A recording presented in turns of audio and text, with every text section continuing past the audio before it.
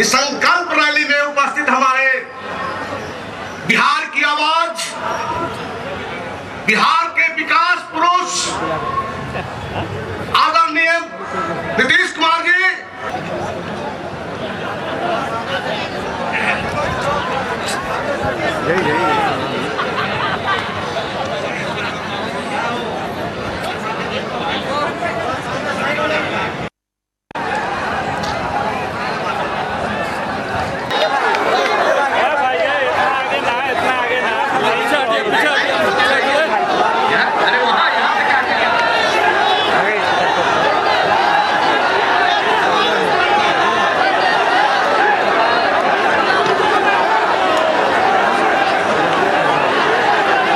संकल्प रैली की अध्यक्षता कर रहे प्रदेश जनता दल यू के अध्यक्ष और माननीय सांसद आदरणीय वशिष्ठ नारायण सिंह जी,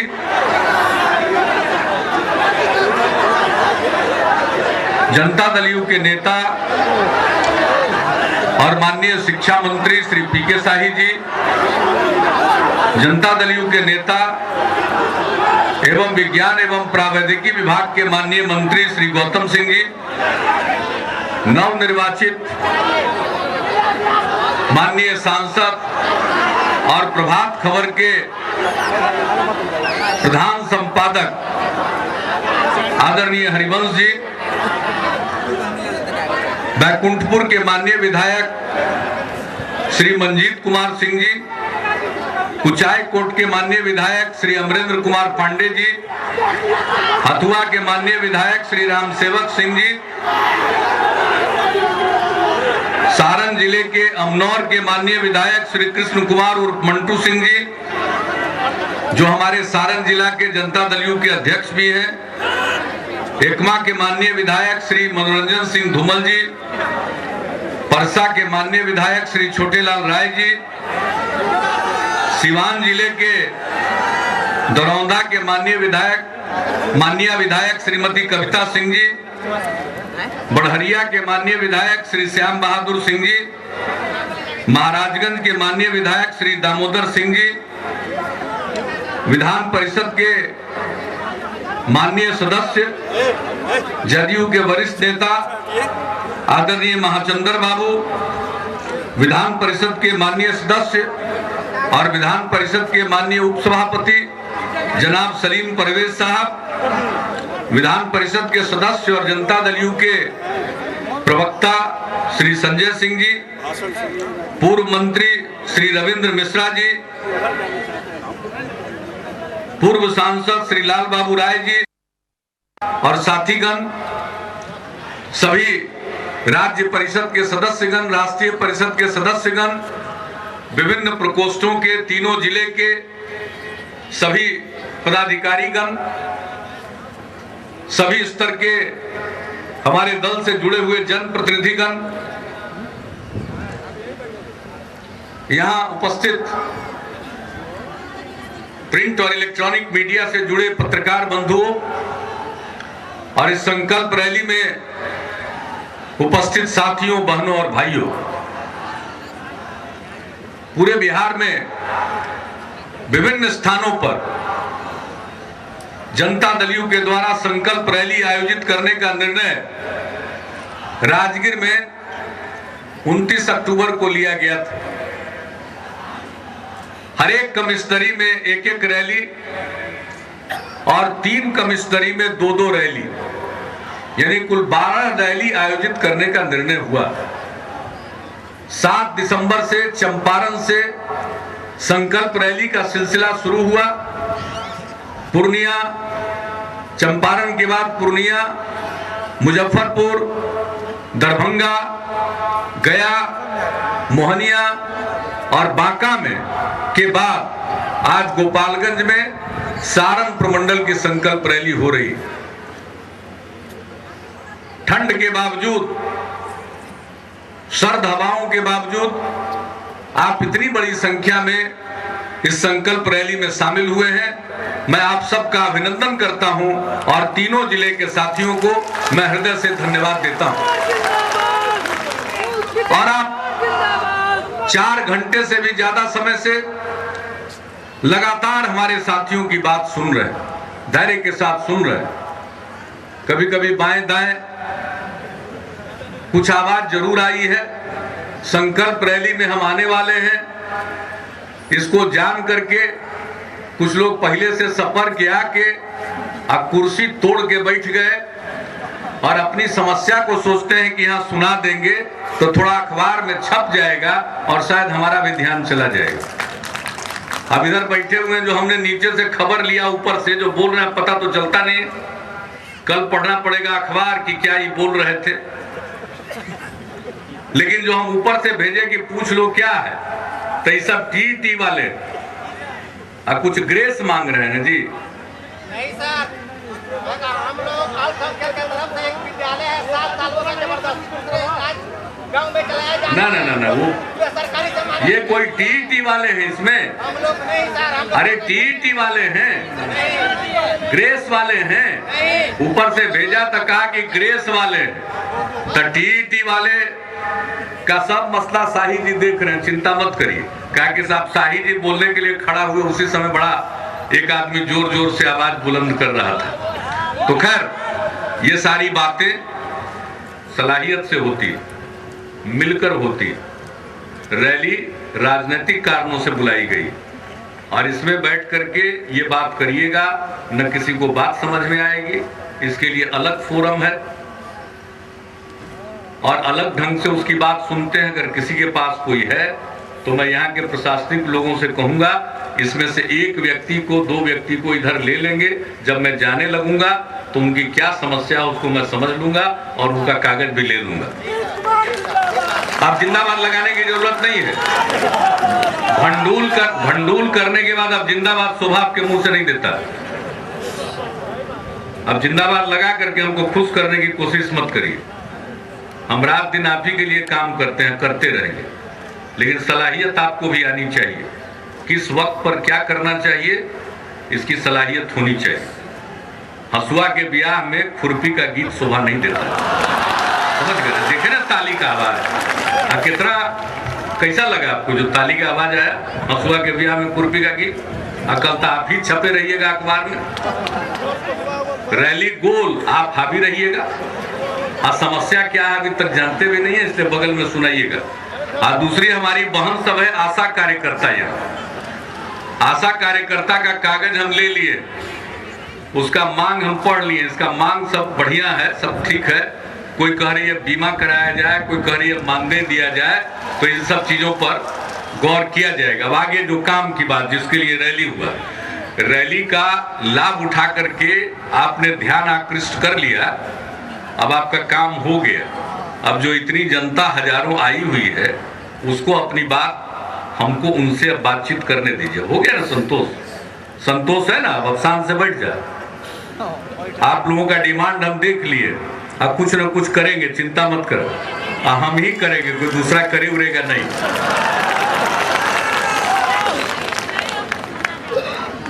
तो ये शुरू किया हम लोगों ने,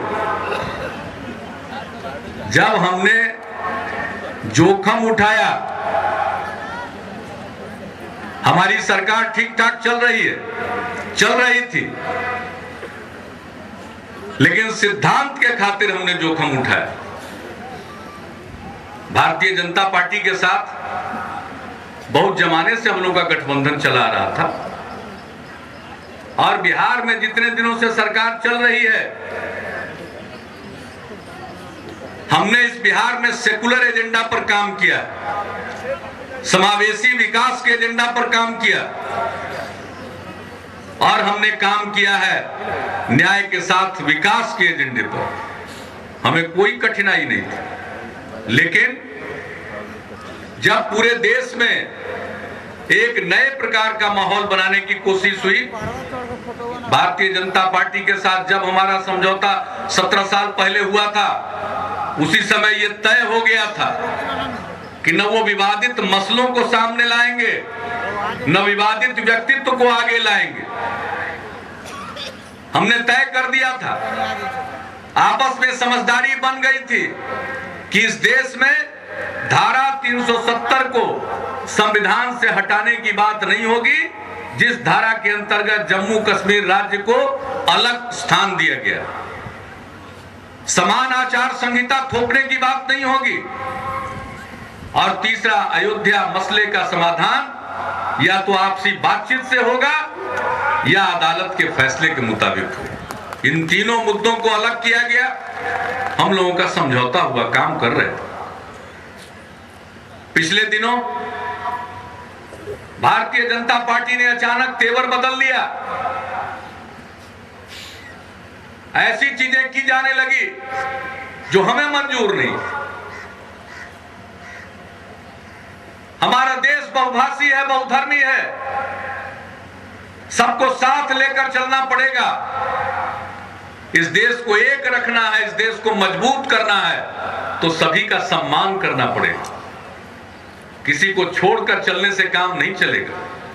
हिंदू हो, मुस्लिम हो, सिख हो, ईसाई हो, जैन हो, पारसी हो, बौद्ध धर्मावलंबी हो, किसी धर्म मजहब को मानने वाले लोग, सबकी इज्जत करनी पड़ेगी, सबकी भावना का ख्याल रखना पड़ेगा और सबको साथ लेकर चलना पड़ेगा। जब दिखाई पड़ेगा कि किसी के भावना के साथ ठेस पहुंचाने की कोशिश हो रही है, तो देश को चलाना कठिन। जब भारतीय जनता पार्टी में कुछ हलचल शुरू हुई तो जनता दल यू ने शुरू से ही कह दिया था कि भाई आज कांग्रेस के खिलाफ में वातावरण है देश का। और आप सब लोगों को अच्छी तरह याद है और उसमें शामिल हुए थे कांग्रेस के भ्रष्टाचार और कांग्रेस शासन, यूपीए शासन में बढ़ रही महंगाई के खिलाफ लोग आंदोलित थे।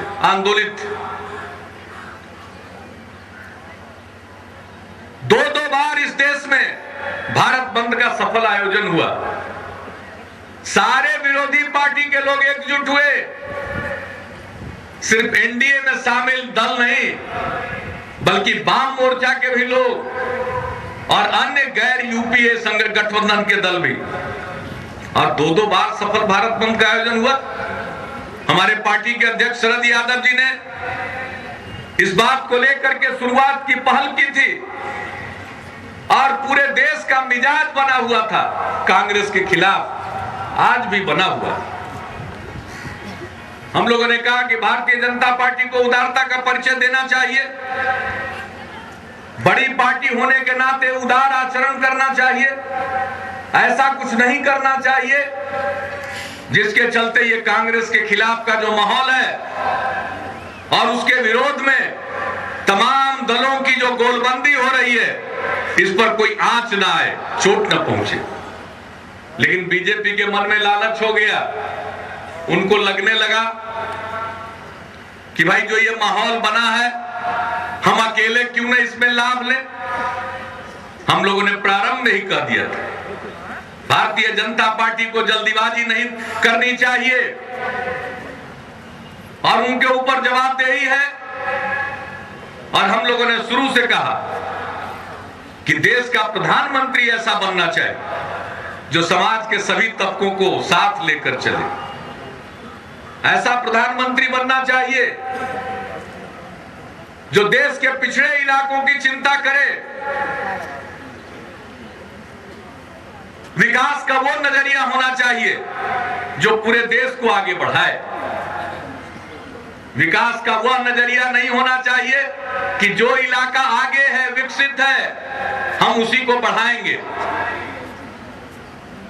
खासियत तो तब होगी जो मुल्क का पिछड़ा इलाका, बिहार जैसे पिछड़े प्रदेश है, उनको आगे बढ़ाने का, विकसित करने का कोई नजरिया होना चाहिए। ये बातें हम लोगों ने साफ कर दी 1.5 साल पहले, लेकिन हम लोगों की बात को नजरअंदाज करके वो दूसरे रास्ते पर चल पड़े। हम लोगों ने पहले ही उनको आगाह कर दिया था। जब हम लोग कुछ हलचल देख रहे थे तो हम लोगों ने बातचीत की। उन्होंने कहा कि ऐसा कुछ नहीं होगा, लेकिन वही हुआ। विश्वासघात हमने नहीं किया, ये बीजेपी के लोग जो विश्वासघात का रट लगाते हैं, विश्वासघात उन्होंने किया है, हमने नहीं किया है। हम तो अपने सिद्धांत पर अड़िग, हम तो देश को जोड़ने की राजनीति में विश्वास रखते हैं, तोड़ने की राजनीति में विश्वास नहीं करते। हमारा अटूट विश्वास धर्मनिरपेक्षता में है। जो हमारे देश का धर्मनिरपेक्ष ताना बाना है, उसको तोड़ने की कोशिश हो रही है। गुजरात में जो कुछ भी हुआ, उसको न भुलाया जा सकता है, न उसके लिए माफ किया जा सकता है। जब बीजेपी ने अपने विचारों को थोपने की कोशिश की, तो हम लोगों के सामने फैसला लेने का वक्त आ गया। हमने फैसला कर लिया, हमने सरकार को जोखिम में डाला। आज भी हमें परवाह नहीं है, हमारी सरकार रहे या जाए, लेकिन हम सिद्धांत पर के साथ किसी प्रकार का समझौता नहीं कर सकते। हमने अपने सिद्धांत का रास्ता, उसूल का रास्ता अपनाया है। हमने किसी से धोखा नहीं किया है, और किसी को खुश रखने के लिए हम अपने जमीर के साथ धोखाधड़ी नहीं कर सकते, और हम लोगों ने वही किया। और जब हम अलग हुए, तरह तरह के आरोप लगाए गए, न जाने कितनी घटनाएं घटी। याद करिए, कितने तरह की घटना घटी, यह आप सबको मालूम है। हम एक क्षण विचलित नहीं हुए, रात दिन अपने काम में लगे हुए, हम काम से पीछे नहीं हटे। आपने जब हम लोगों पर भरोसा किया, हमने कहा था कानून का राज कायम करेंगे, और आज बिहार में कानून का राज कायम। फिर से कुछ लोग सिर उठाना चाह रहे हैं, वो ताकतें सिर उठाना चाहती हैं जिनके दौर में शाम होने के पहले लोग घर लौटना चाहते थे। आज किसी को घर लौटने की जल्दी नहीं। जब मर्जी घर से निकलिए, काम पड़े तो जब मर्जी लौट कर आइए। आज पूरे बिहार के में शांति और सद्भाव का वातावरण। तो हम रात दिन अहर्निश आपकी सेवा करते हैं, कोशिश करते हैं आगे बढ़े। सड़क पुल पुलिया का जाल बिछाया, आगे वो सिलसिला जारी है। अब 250 की आबादी तक के हर गांव को सड़क से जोड़ेंगे। 12,000 से ज्यादा पुल पुलिया का निर्माण हो गया, बड़े बड़े पुल का निर्माण हो रहा है। आज 1 तारीख है, शनिवार है, अगले शनिवार को हम फिर आने वाले, और गंडक नदी पर एक और महासेतु का हम शिलान्यास करेंगे। शिलान्यास ही नहीं, काम की शुरुआत करेंगे। फिर आएंगे गोपालगंज जिले में। तो हम तो काम में लगे रहते हैं। आज ही के दिन हम यहाँ आए हैं, आने में थोड़ा विलंब हुआ। हम 1 बजे तक पहुंच जाते, 2 बजा है यहाँ आने में। आज बिहार में खाद्य सुरक्षा कानून लागू हो गया। इस महीने से गरीब गुरबा लोगों को, जो चिन्हित परिवार है, उसके हर सदस्य को, जितने सदस्य हैं परिवार में, उस हिसाब से 5 किलो के हिसाब से हर महीने 3 रुपए चावल और 2 रुपए गेहूं मिलेगा। लगभग में 80% से ज्यादा परिवार इसमें आएंगे ग्रामीण अंचल में, और शहरों में लगभग 73-74% परिवार। हम लड़ते रहे लगातार केंद्र से। गरीबी रेखा के नीचे रहने वालों की संख्या ज्यादा है। भारत सरकार कम के लिए अनाज देती थी, लगातार हमारी लड़ाई चलती रहती थी। लेकिन अब खाद्य सुरक्षा कानून आ गया। इस खाद्य सुरक्षा कानून को लागू करने में हर साल राज्य सरकार का भी 800 करोड़ रुपया खर्च होगा। अब जब गोदाम से अनाज चलेगा ट्रक में या किसी वाहन में, तो कहां जा रहा है उसकी खबर होगी, उसमें जीपीएस लगा हुआ होगा। अगर गोदाम से निकल के पीडीएस के दुकान पर नहीं जा रहा है, बाजार जा रहा है, तो पता चल जाएगा, उसको रोक लिया जाएगा, उसको पकड़ लिया जाएगा। यही नहीं है, रास्ते में उसमें कुछ बोरा कोई उतारना चाहेगा तो उस ट्रक में, ट्रैक्टर में एक और वजन लेने वाली मशीन लगी रहेगी। जैसे ही 10 बोरा उतरेगा पता चल जाएगा, इसलिए कोई बीच में माल उतार भी नहीं पाएगा। ये बिहार में अनोखे ढंग का दुकान पर अनाज पहुंचा देंगे, और जब अनाज चला जाएगा तो निगरानी समिति बन रही है, सबको मोबाइल फोन पर SMS से सूचना मिल जाएगी कि इतना अनाज उस दुकान में पहुंच गया। अब PDS वाला भी इधर से उधर नहीं कर पाएगा। आज जितने लोगों का नाम है वो सब का नया राशन कार्ड बन रहा है, वो सबको मिल जाएगा। तो ये योजना की आज शुरुआत करके आए हैं। 4 जगह पर सांकेतिक रूप से शुरू किया है और अनाज बंटता है अंत में तीसरे चौथे सप्ताह में। इस महीने से वो योजना लागू हो जाएगी। हम इसी सब काम में लगे रहते हैं, रात दिन इसी काम में लगे रहते हैं। शिक्षा का प्रसार हो। इस बिहार में माँ बाप गरीबी के कारण बेटियों को स्कूल नहीं भेजते थे, मिडिल स्कूल में नहीं भेजते थे। हमने मिडिल स्कूल में लड़कियों के लिए पोशाक योजना शुरू की, लड़कियों की संख्या बढ़ गई। हमको लगा मिडिल स्कूल तक पढ़ने से क्या होगा, इसको मैट्रिक पास करना चाहिए तो लड़कियों को स्कूल जाने में सहूलियत हो। हमने 9वीं क्लास की सब लड़की के लिए साइकिल का प्रबंध किया। 2007 में जब योजना लागू की, पूरे बिहार में 9वीं क्लास में पढ़ने वाली लड़कियों की संख्या थी 1,70,000 और अब 9वीं क्लास में पूरे बिहार में लड़कियों की संख्या लगभग हो गई 7 लाख। दुनिया में ऐसी कोई कारगर योजना नहीं।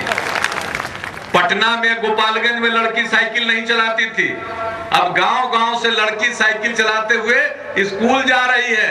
आत्मविश्वास आया, उसके अरमानों के भी पंख लग गए। जब 2 साल लड़की साइकिल चला के स्कूल जाने लगी तो लड़का सब भी जगह जगह कहने लगा कि अंकल हमारा क्या हो। तो हमने कहा तुम लोगों को भी साइकिल देंगे। आज लड़का हो या लड़की 9वीं क्लास में जाने पर सबको साइकिल खरीदने के लिए पैसा मिल रहा है। वातावरण बदल गया, पढ़ाई लिखाई का वातावरण है। अब पढ़ने लिखने का जमाना है, ज्ञान की दुनिया है। अब ताकत हथियार में या लाठी में नहीं है, अब जो भी ताकत है वो कलम में है। इसलिए लाठी में तेल पिलाना छोड़िए, कलम में स्याही डालना सीखिए। तो हम तो इसी काम में लगे रहते हैं। समाज का वैसा तबका जो मुख्य धारा से अलग था, चाहे वो दलित में और भी पीछे महादलित हो, पिछड़ों में अति पिछड़ा हो, अल्पसंख्यक समाज के लोग हों, महिलाएं हों, महिलाओं को बराबरी का अधिकार दिलाया। बिहार पहला राज्य बना जहां पंचायत और नगर निकाय के चुनाव में महिलाओं को 50% आरक्षण दिया, आधा आधी हिस्सा दिया, 50-50। ये बिहार से शुरू हुआ। ये सब काम किया, समाज के सभी तबके के लिए काम किया। हम लोगों ने समाज के किसी तबके को छोड़ा नहीं है, सबको जोड़ा। तो हम सिद्धांत के साथ समझौता नहीं कर सकते थे, इसलिए हम अलग हुए। आजकल हवा बनाने की कोशिश हो रही। ये भारतीय जनता पार्टी के लोग दिन में सपना देख रहे हैं, कहीं हवा हुआ नहीं है, वो भ्रम के शिकार हैं, अपनी बनाई दुनिया में जी रहे हैं। बड़ा भारी प्रचार तंत्र है। हिटलर का नाम सुने होंगे, फासिस्ट हिटलर, नाजी हिटलर, जिसने लाखों निर्दोष यहूदियों को कटवा दिया था। ये हिटलर के सिद्धांत में विश्वास करते हैं। हिटलर का प्रचार मंत्री था गोएबल्स, उसका सिद्धांत था कि एक झूठ को सैकड़ों बार दोहराया जाता है तो सच का रूप धारण कर लेता है। इसी प्रकार से ये गोएबल्स के सिद्धांत को मानने वाले लोग झूठ को दोहरा रहे, अफवाह में है मास्टर। कभी गणेश जी को दूध पिलवा देता, और कभी हाल में देखे अचानक नमक गायब हो गया, सांझ होते होते नमक सब आ गया। जब हमको पता चला कि नमक को गायब करा दिया है तो हमने समूचा प्रशासनिक अमला को, पुलिस को खड़ा कर दिया, कहा सब दुकान पर जाओ, देखो नमक कहां गायब हो गया। तो दिन में जो नमक गायब हुआ था, शाम होते होते नमक वापस आ गया। ये अफवाहबाज लोगों से सावधान रहिएगा।